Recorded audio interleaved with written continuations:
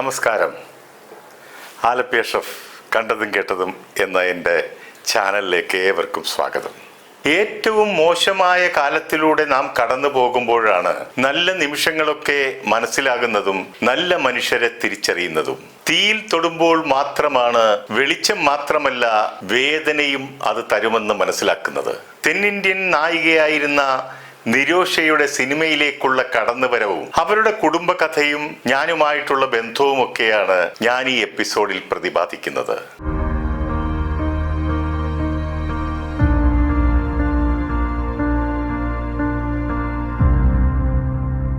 ചില താരങ്ങളും ചില സംവിധായകരുമൊക്കെ പരാജയത്തിന്റെ പടുകുഴിയിൽ വീണ തന്റെ ചിത്രങ്ങളെക്കുറിച്ച് എവിടെയും പറയാറില്ല. എന്നാൽ വളരെ ചുരുക്കം ചിലർ തുറന്ന് പറയാറുമുണ്ട്.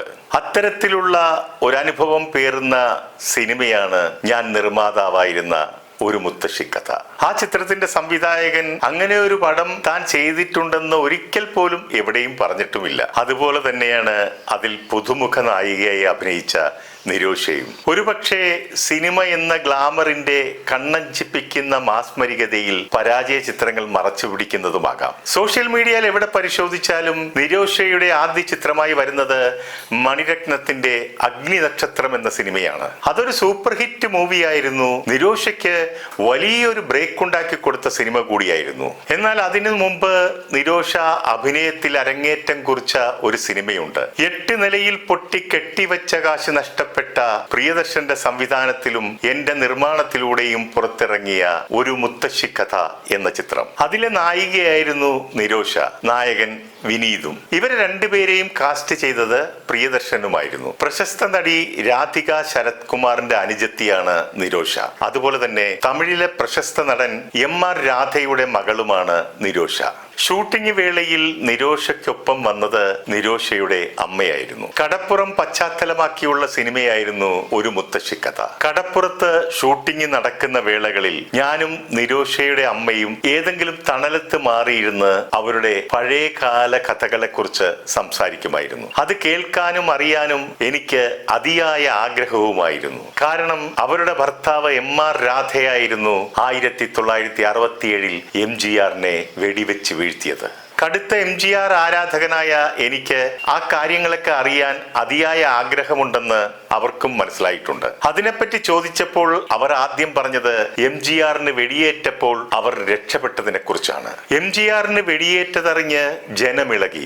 ആയിരക്കണക്കിന് ആൾക്കാർ അടങ്ങിയ ജനക്കൂട്ടം വീടാക്രമിക്കാനായി ഞങ്ങളുടെ വീടിന് നേരെ വന്നു. കുഞ്ഞുങ്ങളെയും തോളിൽ ചുമന്നുകൊണ്ട് വീടിന്റെ പുറകിലൂടെ ഓടിയ ഓട്ടം ഇന്നും ഓർക്കാൻ കഴിയുന്നില്ലെന്ന് അവർ പറയുകയുണ്ടായി. ഞങ്ങൾ അവിടെ ഉണ്ടായിരുന്നെങ്കിൽ ഒരുപക്ഷെ ഞങ്ങളെ വീടോടെ പച്ചയ്ക്ക് കത്തിക്കുമായിരുന്നു. MGRന് വെടിയേറ്റ വിവരം അറിഞ്ഞ ഉടൻ തന്നെ തമിഴ്നാട്ടിലെങ്ങും കൊള്ളയും കൊള്ളിവെപ്പും അക്രമവും അരങ്ങേറി. ഞങ്ങളുടെ വീടും അവർ തകർത്തു. ഷൂട്ടിങ്ങിന്റെ പല നാളുകളിലായി ആ കഥകൾ മുഴുവൻ അവർ എനിക്ക് പറഞ്ഞു തരികയുണ്ടായി. MR രാധയ്ക്ക് 3 ഭാര്യമാരായിരുന്നു. അതിൽ 3ാമത്തെ ഭാര്യയായിരുന്നു നിരോഷയുടെ അമ്മ ഗീത. എനിക്കറിയേണ്ടിയിരുന്നത് MGRും MR രാധയും തമ്മിലുള്ള വൈരാഗ്യത്തിന്റെ കാരണങ്ങളായിരുന്നു. എന്തിനാണ് MR രാധ MGRനെ വെടിവെച്ചത്?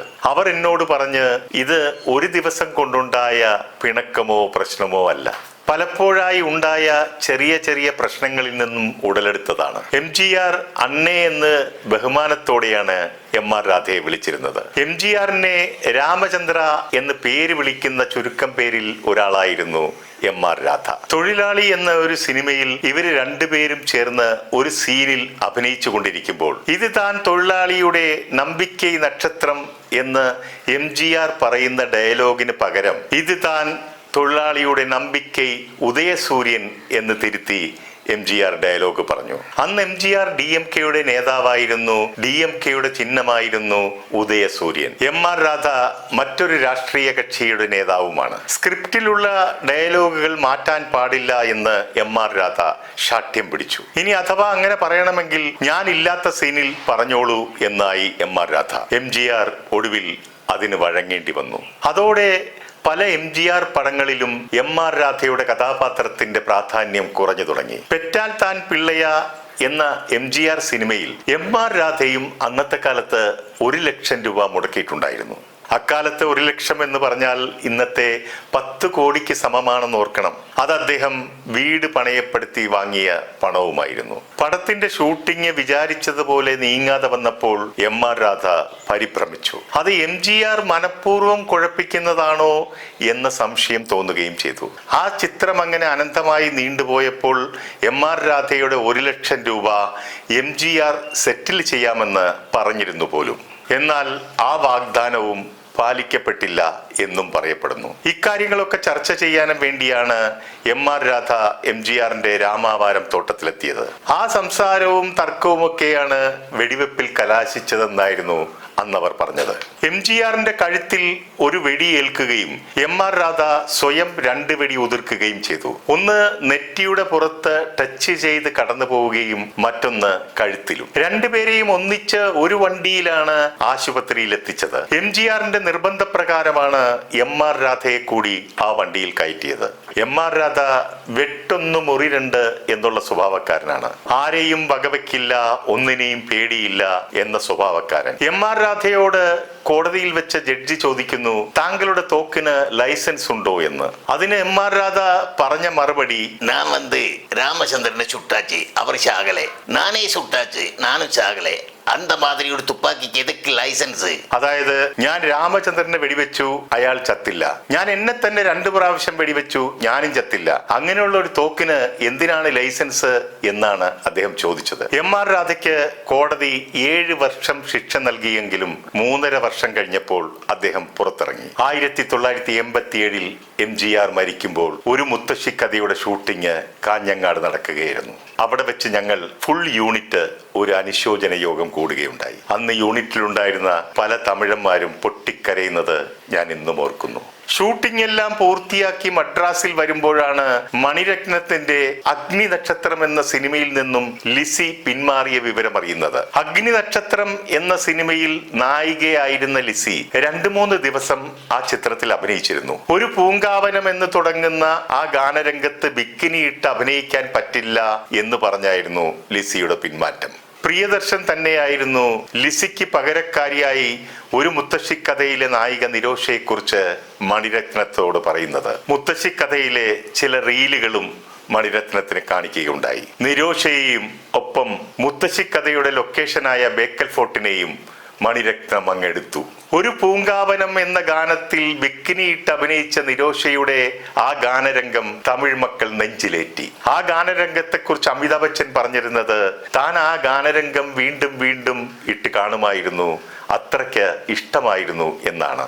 നിരോഷയുടെ ആ ചിത്രത്തിന്റെ നിർമ്മാതാവ് കോടികൾ വാരിയെടുത്തപ്പോൾ നിരോഷയുടെ ഈ ചിത്രമായ മുത്തശ്ശിക്കഥയുടെ നിർമ്മാതാവ് പിച്ചച്ചട്ടിയുമായി ഇറങ്ങേണ്ട ഗതിയിലുമായി. അതോടെ നിരോഷ തമിഴിലും തെലുങ്കിലും കന്നഡയിലുമൊക്കെ നിറഞ്ഞാടി. സിന്ദൂരപ്പൂവേ എന്ന തമിഴ് സിനിമയിൽ റാംകി എന്ന നായകന്റെ കൂടെ നായികയായി അഭിനയിക്കുമ്പോൾ അവർ തമ്മിൽ പല കാര്യങ്ങളിലും ചേർച്ചയില്ലാതെ വഴക്കുണ്ടാകുന്നു. നിരോഷയുടെ ശരീരത്തിൽ തൊട്ടഭിനയിച്ചപ്പോൾ അനുമതിയില്ലാതെ ശരീരത്തിൽ തൊട്ടതിന് നിരോഷ അയാളോട് കയർക്കുന്നു. കമലഹാസൻ പോലും സ്ത്രീകളെ തൊട്ടുരുമി അഭിനയിക്കുമ്പോൾ അവരുടെ അനുവാദം വാങ്ങാറുണ്ടെന്ന് അയാളെ ഓർമ്മിപ്പിക്കുന്നു. പിന്നീട് അവർ തമ്മിൽ പരസ്പരം കാണുമ്പോഴൊക്കെ ഇഷ്ടക്കേടുകൾ പരസ്പരം പ്രകടമാക്കിയിരുന്നു. മറ്റൊരു സീനിൽ ചെറുതായി ഓടിക്കൊണ്ടിരിക്കുന്ന ട്രെയിനിന്റെ വാതിൽക്കൽ റാംകി നിൽക്കുന്നു. ട്രെയിനിനോടൊപ്പം നിരോഷയും ഓടിക്കൊണ്ടിരിക്കുന്ന രംഗമായിരുന്നു ചിത്രീകരിച്ചു കൊണ്ടിരുന്നത്. ഇതിനിടയിൽ നിരോഷ അബദ്ധത്തിൽ കാല് തെറ്റി ട്രെയിനിനടിയിലേക്ക് വീഴാൻ തുടങ്ങുമ്പോൾ പടിയിലിരുന്ന്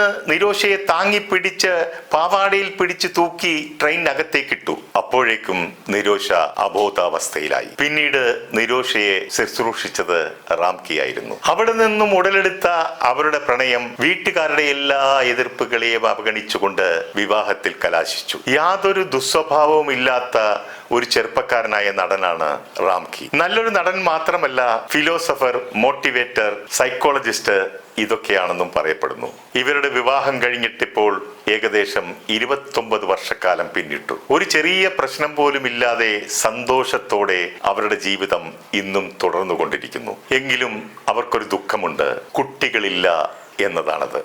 രണ്ടുപേരും ഒരു നീണ്ട ഇടവേളയ്ക്ക് ശേഷം വീണ്ടും സിനിമാ രംഗത്തേക്ക് തിരിച്ചുവരവ് നടത്തിയിരിക്കുകയാണ്. നിരോഷ അരങ്ങേറ്റം കുറിച്ച ഒരു മുത്തശ്ശിക്കഥ എന്ന ചിത്രത്തെയും അതിന്റെ നിർമ്മാതാവിനെയും മറന്നാലും ആ സിനിമ എന്റെ ജീവിതത്തിലെ ഒരു കറുത്ത അധ്യായമായതുകൊണ്ട് ഞാൻ മറക്കാൻ ശ്രമിച്ചാലും പേടിപ്പെടുത്തുന്ന ഒരു സ്വപ്നമായി അത് കടന്നു വരും. പ്രാണനോളം അടുപ്പമുള്ള ഒരു വാക്കുണ്ട്, പരിഗണന. ഏത് ബന്ധത്തെയും മനോഹരമാക്കുന്നതാണ് പരിഗണന. ഏത് ഉടഞ്ഞ മനസ്സിനും ഏത് തളർന്ന ശരീരത്തിനും മൃതസഞ്ജീവനി പരിഗണന തന്നെയാണ്. നിർത്തുന്നു. നന്ദി, നമസ്കാരം.